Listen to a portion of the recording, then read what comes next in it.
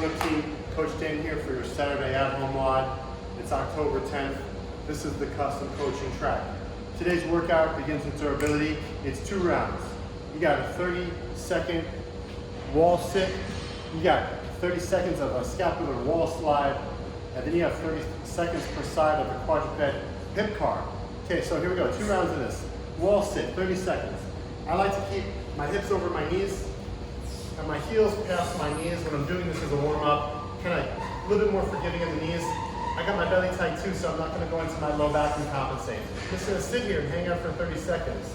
The second movement is going to be a scap wall slide. So, ideally, you've got a neutral spine, your elbows are on the wall, and your hands are on the wall.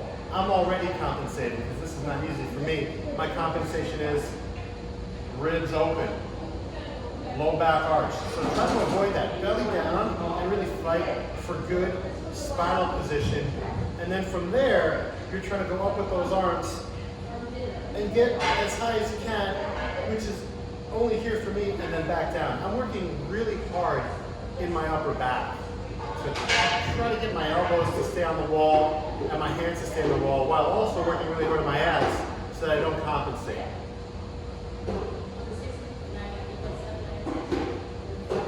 Certainly something I should work on more. Okay, then you have the quadruped hip car. So you're going to be in a quadruped position and you're going to articulate your hip through its complete range of motion. I'd go in one direction and then in the opposite direction. And you're just trying to get end range at all points of your rotation at the hip. So it looks a lot like this. Neutral spine, so I'm not going to be playing games with my spine as I go.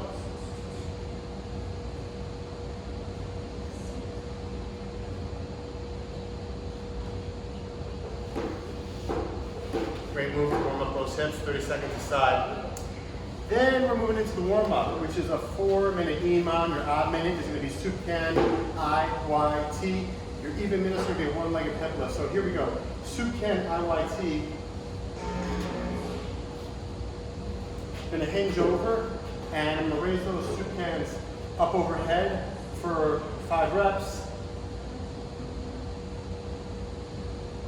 Then I'm going to make a Y for 5 reps, and then a T. Okay, I'm going to keep going, IYT, 5 reps each for the entire first and third minute. And then in your second and your fourth minute, you got 30 seconds of a one-legged hip lift.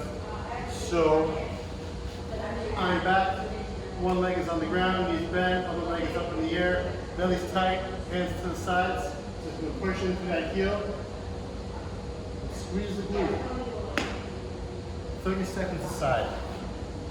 After you've done those 4 minutes, you are good to start this workout, which is going to be 1 round for time, 20 air squats, 20 alternating 1-arm pack row, 30 squats, 30 alternating 1-arm pack row, 40 each, 50 each, 60 each.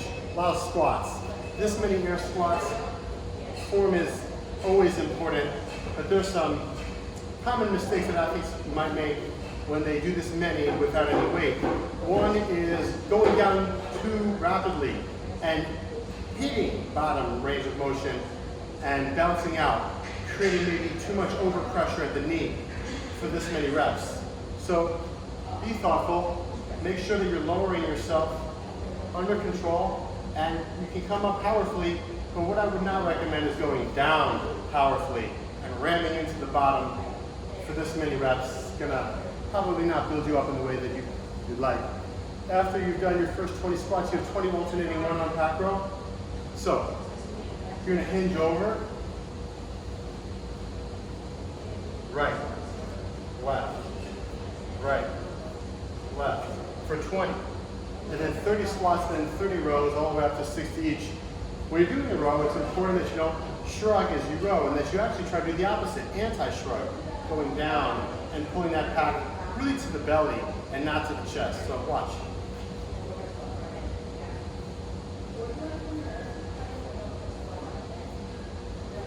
So it's an upper back movement for sure, but it's definitely a lower back movement just as much, right? Because you're hinged over forward and you're loading your posterior chain. So that means chest out, belly tight, neutral spine, right? We're not letting ourselves round, we're keeping our chest out.